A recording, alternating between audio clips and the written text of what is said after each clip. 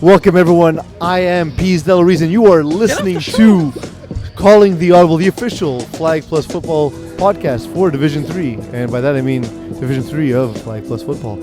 I am joined, as always, by Simon Dagenet because he always joins me, and he's always Simon Dagenet. Should you join me? And you can tweet him at? Dagenet FPF. I'm a company man. Company man. Company man, indeed. And we're joined by the non-company man, our producer, at GM Cole 44, GM Coletioas. GM, you still have a beard. You're not in the playoffs anymore. You shouldn't be wearing one. Shots fired. What's Simon's excuse? I don't have a beard. Simon can't grow one. He's a child. Speaking of children, we have our technical director in the house. He is our child-sized technical director, the Eagle at Master Control. Nick Cage once insisted that it's not my ties and Yahtzee out here, and nothing better depicts the FPF playoffs for the teams that are done in planning for spring. Take this time to prepare, order your jerseys. Remember, Sportera is the official supplier of FPF jerseys, and we, of course, are brought to you by the Sportera Let's Cage. be real. Sportera does a great job. Like, it's not just because we're sponsors. Wink. They're amazing. We love money. Yeah. Look at our shirts. No, but honestly, like, I can hear the money coming out of your mouth. I would have to say this. As you're saying this. But to be honest, if I had a choice, I would still go with Sportera. We don't have a choice. We were basically held hostage. So, boys, how was your week? Depends. It was good because SNC won, but it was bad because you sucked. That was last week, technically. That was last week. Jim, No, it was Saturday. My so week still was good. amazing. D'Angelo Russell or Nick Young? Where do you guys side? For those who don't know the story, D'Angelo Russell put out a video on social media of Nick Young insisting that he... Let me explain to the good people. Yeah, so he put out a video where Nick Young talked about both of them playing in Lakers, obviously, showing... Nick Young was talking about how he was cheating on his girlfriend with a bunch of women. So where do you guys lie? What's your loyalty here? Say you don't snitch on your teammates, but at the same time, other teammates shouldn't be trashing Russell for that. They keep it... It's not relevant to basketball. It's so Lakers, though, right now. Yeah. But I mean, it's not relevant to basketball, so don't snub him just for that. But at the same time, you don't snitch your teammates. Jim, what do you I don't snitch on you. That's true. Thank God. But like when you act like a shitty person, shitty things happen to you. Yeah, exactly. There we go. You reap what you sow. Yeah. So I don't think I get that. Yeah, but I get that D'Angelo Russell did something outside of the brother. Like a team is being on a team is a sort of brotherhood, and I get that that's acting outside of the brotherhood. But at the same time, don't blame him for shit you did and got caught on. Yeah. No, but straight up. That's not the point. It's not Nick Young that's blaming. It's the entire team that's giving him shit. But here's and the crowd and everybody. If you're the Lakers, you know you have to side with D'Angelo Russell because Nick Young is not a good basketball player. And not just that. Can we also, like Swaggy P, you shouldn't even have a nickname. You can't defend anybody. And not just that. He's a better player, but he's also he did the right thing technically. The Brotherhood did the right thing as they had the right game plan coming in. Awesome segue. Beating KI, Killer Instinct 27-26. Did you expect this game to be so close? We talked about it, and yes, we said it was going to be this close. Yeah. It's a recap, dude. That's what a recap is. Well, anyways, I was expecting a little slighter, lower scoring, 21-20 instead of 27-26, but I was expecting this close. So yes.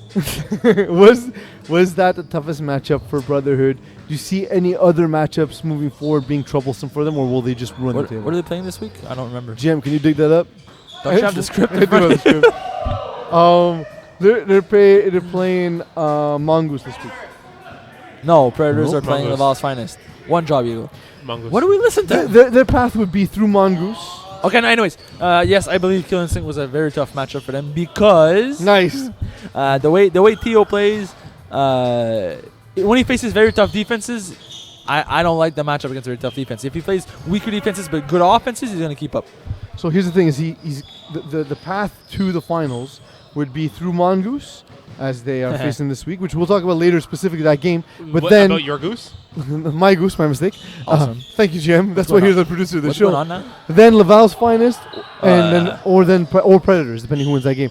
So, given.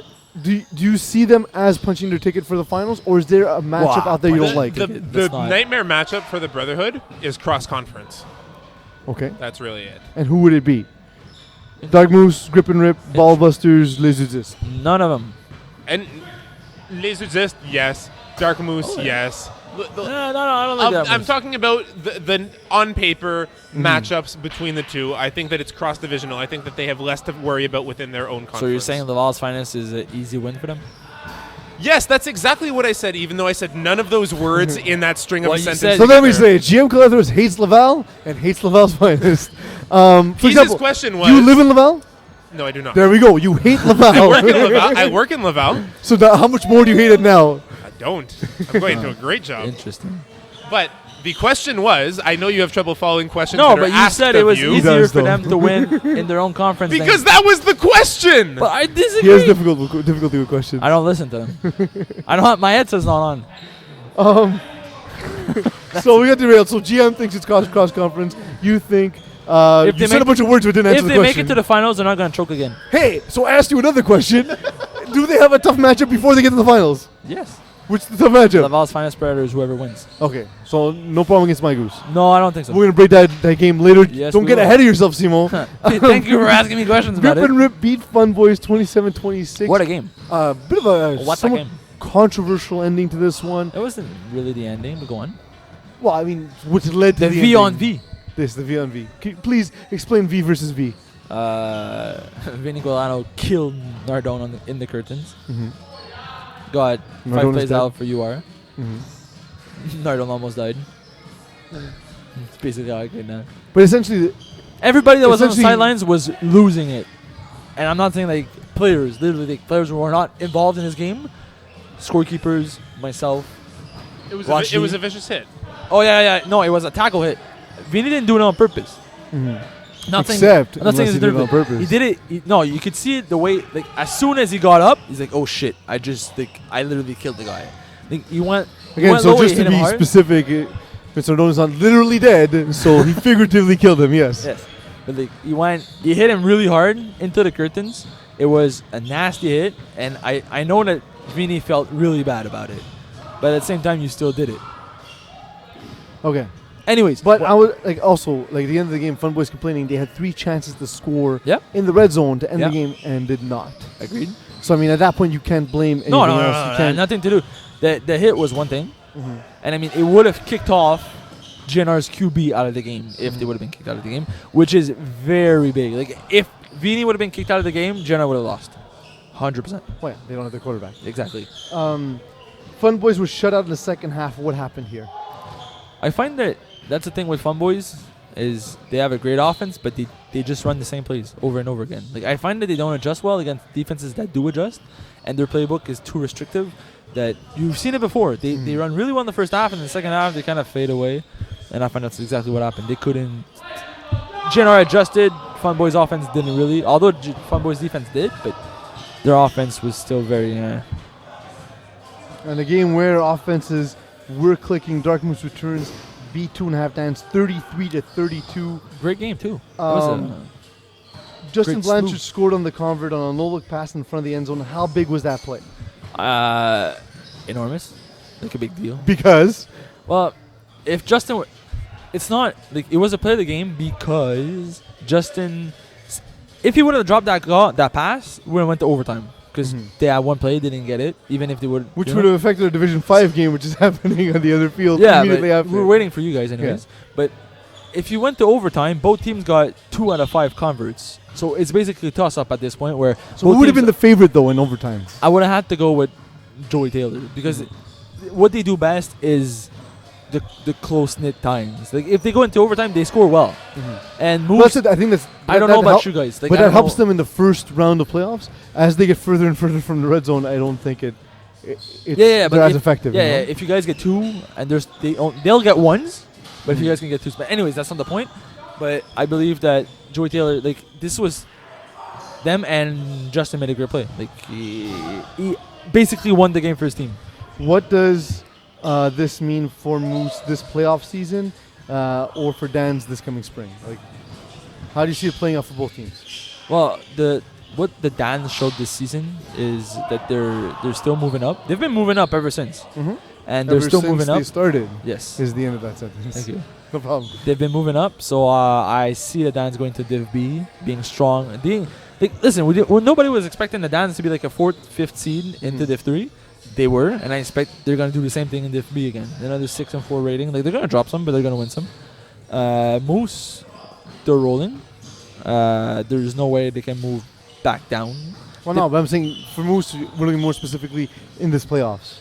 We don't look ahead to a team that's still alive. This is not the kind of win I would have loved to have as a quarterback. Like, it's so close that at some point it could have gone any way. That if you face tougher competition, I would have preferred to win by like 2 scores of confident wins, saying like, yeah, these guys can't roll with us. Let's move on to tougher opponents. Now it's the tougher opponents are gonna get tougher. Yeah. Well, in another close game, we saw Mongoose taking on BD Bandits. Mongoose winning 31-27. Mongoose were able to survive Casey Cook scoring 4 touchdowns. How can you allow their best player to run rampant and still win the game? How do you stop Casey Cook?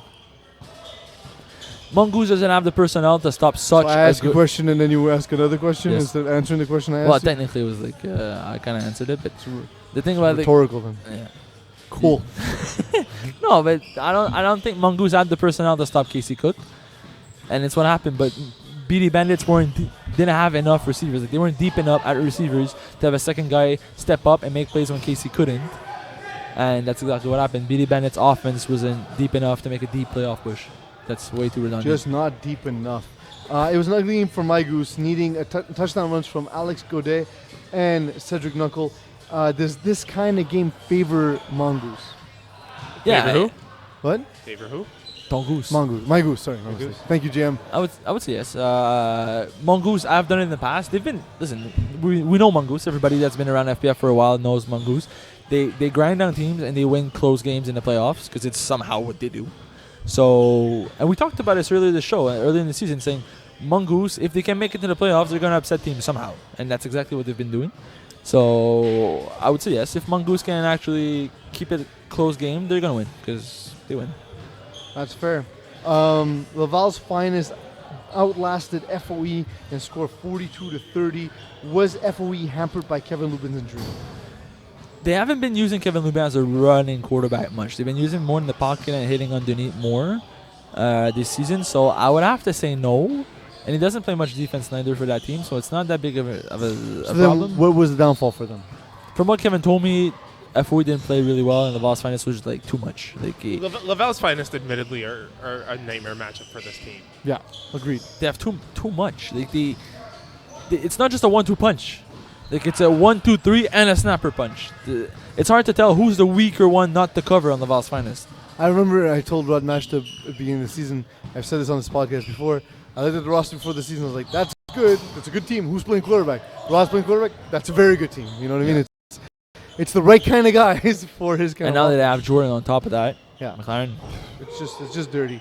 Getting to that point, all 5 receivers for Laval's Finest scored touchdowns. Or the deepest receiving core remaining in the playoffs. Yes, 100%. Do I have to say because? Why? I know, we just discussed it. Yeah. I'm just busting your chops at this point. No, we'll just move on. Was it yes? And Predators busted Sea Assassins as they won 64-46. James Toriani, of course, proclaims this to be perhaps the highest scoring playoff game ever without having done the research. So I just found that funny. Typical Gonzalez. Yeah, he had to mention himself without having checked it, so I found that funny. He asked me to check and I said so. Please don't listen. Please don't listen to him. For the record, he asked Eagle to check, and Eagle said no. I think we should give Eagle an award for that. That was classic Jimmy Gonzalez. I had to say it. Nice. Awesome name. We won't get into why he's called Jimmy Gonzalez, but it's simple. It's his name. we joke a lot about the Sea Assassins defense. What do they need to fix for next season? I have a defense. Cool. So just 5 new guys, 6 new guys. No, it's not necessarily the personnel. I don't know what they're doing. I don't even know who they call. Like, do they call defense? Yes. Do they just say let's run around? Like having snapped against them, I look up, I see exactly the defense that they're running before the snap in Division 3, and then so you know the holes that are open, and then what they do is they stare glassy-eyed at the quarterback just standing in that zone. SBB had 6 touchdowns on the 6 same routes. Maybe cover him. No, it's not cover him. It's the way they run the defense. They run a cover 2. Corners are dropping. SBB is from the slot. He's the fastest guy on the field. He just goes. And James just salutes And again, him. especially that the defenders are just staring at the quarterback. No, but even if you Staring. see him, you're starting from the sideline. The guy's in the middle. He's going straight go. You have to catch up with him Yeah. with an angle. So you have Shortest to be faster distance than between him. 2 points is a straight line, and SBB's running a straight line. And he's the fastest guy on the field. And James leads him. There's no way you could keep that going. And they did it. The whole team. The So whole he time. had SBB had, and by the 6 SBB we mean, touchdowns. we mean Simo Basket Baudouin. He scored 8 touchdowns all season, 6 in this game. Do you think it's just positioning, or was it his Yeah, it was individual skill set? It was just a matchup. so like itself. whoever was there was scoring 6 touchdowns that game. Well, he used SBB because of his speed, but if it would have been like Maxime Giroux instead, he would have used Maxime Giroux to hit the stuff. It's really the way that matchup was exploited. it's the way the defense was made that the slot back running goes would be open. Fair. Wolfpack and Jumpmans both forfeited. I thought Uzist could have beaten Wolfpack anyway. Could Jumpmans have beaten Ballbusters? Were they a serious contender? I believe so. Because?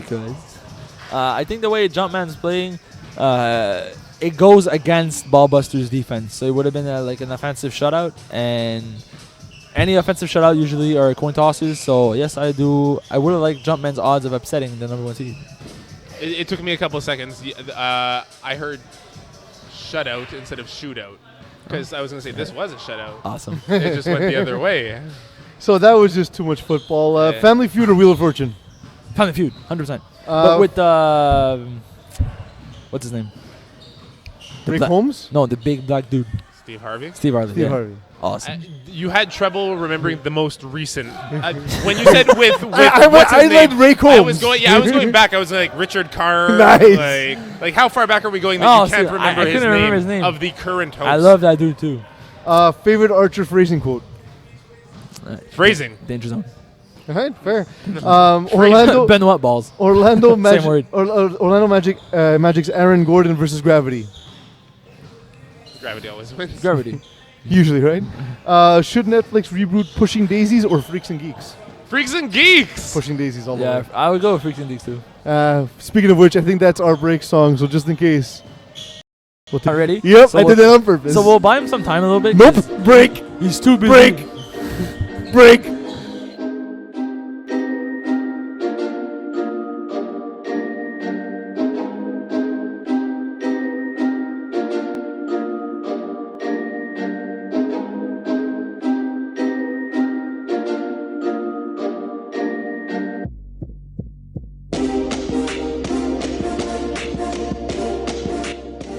Welcome everyone. You are listening to and perhaps watching Calling the Audible Okay, the no one Efficient. watches this. Sometimes. They might watch it later. They Yeah. might not watch it live. We do don't get a lot have- of clicks on We YouTube. don't have a lot of live viewers though. A lot. I am alive. I am Pete Delarize. A lot of and I'm joined by 3 guys who are not currently alive in these FPF playoffs. I'm joined by Simon That's Dagenet to my left. That's straight up hurtful. GM Calathris. He's your teammate. How is he not in the he's playoffs? not a real teammate. GM Calathris. Yes, I am. And the Eagle Master You Control. If used to wanna- love me. If you want to tweet us live, you can tweet us at Eagle FPF. I legit forgot that you're on my Division 5 team. Oops. I also did. I was remembering Snatcher. Like, yeah, Snatcher that. Let's get into the Danger Zone segment of Danger Zone. the show, so to speak. We're going to look into the matchups So coming. you're talking about a zone of danger. Absolutely. How would you refer to that? Danger Zone, so to speak. Laval's Finest take on the Predators. In the last meeting, Laval's Finest won 45-38, where, of course, James Toriani was complaining about how So, he's injured. You could go read that preview in James' article. It's pretty much the only good one because I wrote it. Yeah, it's pretty good. It's true. Thank Solid. Theo Bakelis was the difference the first time. He had 13 catches, 124 yards, 5 touchdowns. How can Pred stop him this time around? I know you talked about it in the article, but Yeah, for the yeah. audience to the show, No, because this show is better than his articles. obviously. No, I gotta love you, James. You're Plus, doing it's good. true. But no, the way I see it is, the way Predators play is they cover deep and the outside, and their defense is weak in the middle. It's what they've always been doing for a very long time. It's the way they run their defense. So the way I see it is, Theo was the exact player matchup that kills Predators. They have to adjust this. I know the game plan, so I'm not gonna say it because I'm not gonna be a douche. But For once. yes. But the way they spread their personnel around, they can match up Theo well, but that's going to leave guys open somewhere else. Yeah. And the way these guys play, the Vols Finest, if you take one away, someone else is going to make plays with them. the Preds are the smallest team remaining in the playoffs, most likely. You mean size, right? Can they turn? Yeah, obviously. I mean, we're not talking about the bedroom specifically, but perhaps. Can they turn this into an advantage? Yeah, Jamie Gonzalez. I don't know. They're just tossing money around. Anyways, yes, I do believe they can because of speed. They might not have size, but they do have speed. And Predators are. So where they lack size, they're also quick. Yeah. Nice. Which is sometimes good, sometimes bad. Nope, just bad. But if you don't have the size to go up for jump balls, you have the advantage when you can spread the field and either overthrow your defenders or hit underneath. I know this It's was like very you're doing this on sexual. purpose. Or am I? Oh yeah, we'll switch topic then. Laval's Finest beat up FOE while the Predators drew CSS in the first round. Who is more playoff ready given the matchups that they faced in the Laval's first round? Finest FOE was a very good team. Cool. Will SBB's lack of height even bother Rob Mashtub with Basketball Day as the rusher in this Rod game? likes to move around the pocket. He likes to buy time. SBB will not allow that. So, no, he's not going to block lane, but he's going to force him to throw earlier than expected, and we might see more of Jordan McLaren this time around. For Dark Moose Returns, the two worst matchups in conference were likely 2.5 Dans and Grip and Rip. They drew both first Agreed. two rounds. Drew. Well, yes. You can't draw. Okay, so You can't speak. You're a horrible artist. obviously, you don't know. First of all, you've never seen me draw. I'm beautiful. Second thing, you clearly don't understand. You don't have a grasp of the English language. But do you Listen. agree or disagree that these were These two words? worst matchups for Dark Moose Returns? Yes. Because? I agree. Because the way Dark Moose Returns plays, and you know this because it's your team, you guys are physical players that out stronger, faster than your opponents. When you face offenses that are not traditional football offense, that's when it plays to your weaknesses rather than play to your strengths. And this is why the Dans was such a tough matchup for you guys, and GNR are a Tans 2.0. So basically, It's you're true. playing. Vinny Galano told me he was super happy that I keep calling them that. Really? No, I'm being facetious. Continue. You never know. Yeah, I don't like this matchup, but the way you guys won against the Dans, you might just repeat. When GNR is on offense, who has the advantage? GNR's offense or Moose's defense? GNR's offense. Because You like every it, time. I would have to say Dark Moose Returns defense is physical and fast, but I don't know how well you guys can shoot in between zones. The way GNR does it so well. And I don't think it's gonna come down to just John against Vini, John the Resist against Vini Golano, Rusher against QB. It's gonna come down to much more than that. And can you guys stop the flood and stop their guys from crashing? And I think they do it just. If they were an ordinary team, no. Like, if I was doing it against you guys on purpose, I don't think it would have worked. But they've been doing it for so long that it's bound to work. I think that a lot of it also comes from the fact that Dark Moose Returns defense are very disciplined defenders, and they're going to get frustrated by the sort of I can see that. chaos that is Grip and Rip. Basically said it better than I said it. Exactly. He's Yeah, smarter than you had are. more time. to think about it. When I sent you the script 6 hours ago.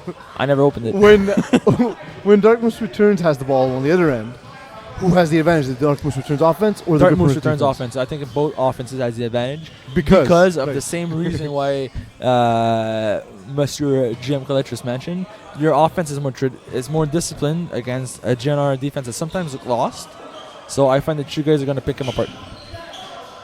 Jordan Allard. This is like straight math hour. This is Okay. like pieces, Math metrics. hour Yeah. for first segment after 12 weeks, but go on. Jordan Allard, Yeah. Anthony Da Silva, Rich Humes combined for 62% of GNR's offensive catches during the season.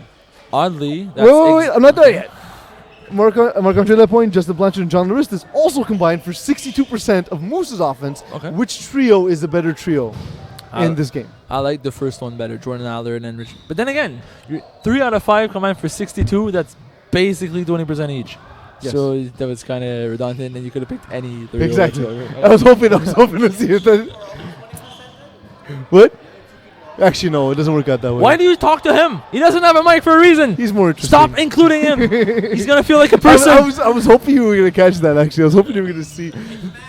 The thing is, if you break it down further, That's 19% for it's the more other two. interesting, but I want to talk about nothing Okay. instead. Anyways, I like Jordan Allard, Rich Humes, and Da Silva better because I find that they're main targets for GNR. Whereas on the flip side, you're ignoring two of Fred's go-to most comfortable targets in Yann Drouin and yourself. Which I didn't want to mention for obvious reasons. Yeah, I want to not be covered. I know, but what I'm saying is like the way you guys play, you're like is safety blankets, and the other guys are like the threats on the field. On the flip side, GNR, they're also the safety blankets and the threat. So if you guys can take away that trio, I feel the team's gonna fall apart. Where you guys, if you guys take away, it's not as like different, like not as significant. Okay. Mongoose take on brother. Sorry, my mistake. GM, where's the correction? Busy. I was waiting for you to finish your sentence. My Goose take on Brotherhood. It was 30. Sorry, no, wrong thing. One job. I don't think anyone has given Mongoose a chance here. So Agreed. historically, though, that's when Mongoose does best. Okay. How can they beat Brotherhood? Taken by surprise. Force Cool. Straight up analysis there. Force Theo to play catch up. He's very good with And the how will you do that, Simon? start with the football. Win the coin toss. So yeah. Okay. But there's no Also, coin toss there's no anymore, coin right? toss. So play mind games with Theo. Convince him to start on defense and defer. So Fair. I would say Mongoose needs to start on offense, put up 7 points or 8, depending if you get to, but get the PAT, put pressure back on Theo, and then if you guys can actually make it, like they score back, but they do not get the PAT, so you're up like 7-6, and you're able to score again and like create a margin with PATs. You're gonna force Theo to play catch up with you on a tougher level, and that's exactly where they'll crack. Can you depict situations where Brother have struggled this season against what type of teams, or is it specifically that? Is it just when he needs to go score for score and control games versus point with point after touchdowns? Theo knows that his defense is one of the best in the division, if not the best. So he knows he can rely on his defense to make plays for him, or he's on defense and he's gonna make play for himself. So he's not the kind of quarterback that's gonna say, okay, this doesn't matter. Like defense, I don't need a defense to win. I'm gonna go for score for these guys, and I'm gonna win 45-44. He knows that. Okay, so we just made a play, so I'm gonna make another play on defense, and he counts on his defense more than on his offense. And I think that might be his downfall. So would it be safe to say that for them to avoid this potential trap game, they can't put it all in the backs of their defense? Yes, they need to go on offense and march it down and be confident that their offense is going to score more than Mongoose is going to score. With all the big names on this roster, did you expect Quizzy Gordon-Mall to be the leading receiver for Brotherhood this No, season? I was expecting Jamal to be, but Jamal missed a lot of games. Due to injury. So due to that, and Quizzy's a monster athlete too. He is, Like, absolutely. that guy can make some serious plays. So yeah, but I find that in this matchup, Jamal is a better receiver for Theo than Quizzy is because of the way Mongoose plays. They don't have size to match up with Jamal. Ballbusters and Les Udis both had a bye week essentially. They face each other this week. It was 32-32 last time around. Who learned more about the other team the last time they played, and who benefits from having that week off? Udzis, because they knew they were going to have a week But I off. asked So two questions, so which yes, question to which question? Udzis learned more from the matchup. Okay. And Udzis benefited more because they didn't have to show up to the venue because they already knew there was a forfeit. So they They probably spent the night drinking then. So. probably or doesn't actually help. did something with their lives other than a Doubt it. Maybe they drinking. practice. I don't know. I doubt that more. That said, are Les Udis Ballbusters' worst matchup? Yes, the way that this defense is so aggressive and so talented, they could shoot and break routes that's gonna rattle Dylan Taylor way too much. He's not used to that. Schematically, how can Ballbusters manage the Les Udis receiving core? What do they need to avoid doing? I would say that these Ballbusters needs to avoid any sort of cover one where the sidelines are weak because it just have speed on the outside. So if they allow these exist to use their speed on the outside, Ballbusters are going to have a hard time. They need to force them towards the middle and get their best, their strengths. Like make sure that Terrence and Jamie are the most relevant player on the field. So that brings us. We've done a lot of analysis. Let's do some quick picks. I'll call it the game, and I'll get you gentlemen's input. Laval's finest Predators. Predators by 1.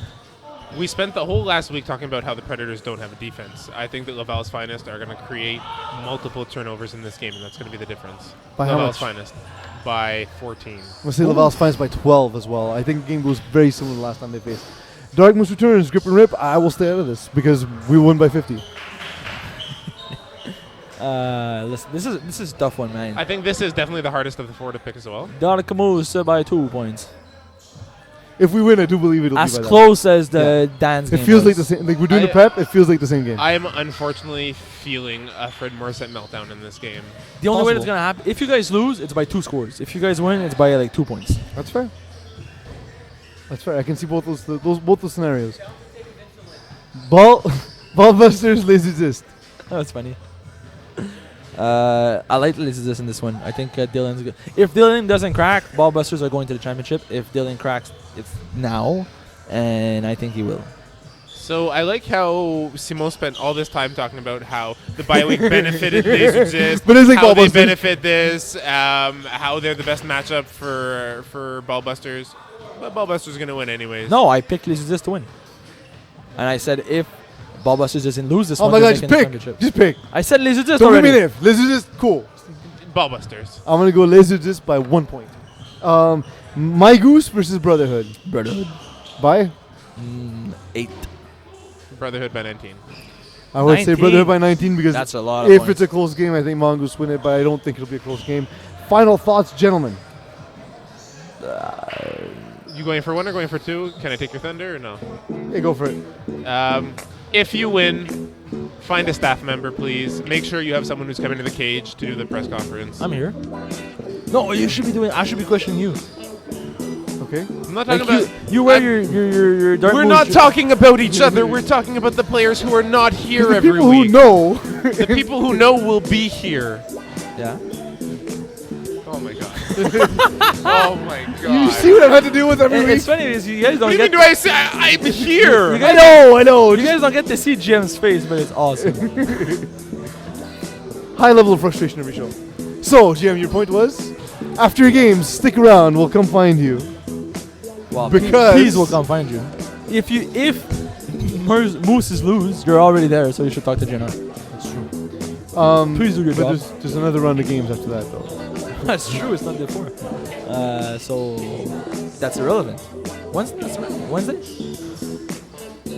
I don't know, man. Like I'm not on. GM just quit the show. GM just quit the show. I'm only an analyst. Final thoughts, please. You won't stop asking shit. Making Jim quit was the best thing that ever happened to me. All right, I'm gonna go for 1 real quick. GM stole my thunder with the going for 2, but I will go for 1. The unpredictability of Division 3 has been awesome. The first round of playoffs was epic. I hope to see more of the same. I'm convinced I will see more of the same. I would not be surprised to see any of these teams win it this week. So I'm gonna thoroughly enjoy these games. It'll be a great time. You're not gonna enjoy it if you lose. Oh, I'm gonna enjoy it. It's gonna be fun. Because we're gonna win by 50. Simo, thank you for all the work you've done. GM, if you were still here, I thank you. Thank you Richard. for letting There me he put my is. coat on early. Thank you, Eagle, for all the technical direction you've made. But most of all, thank you all for letting me be myself.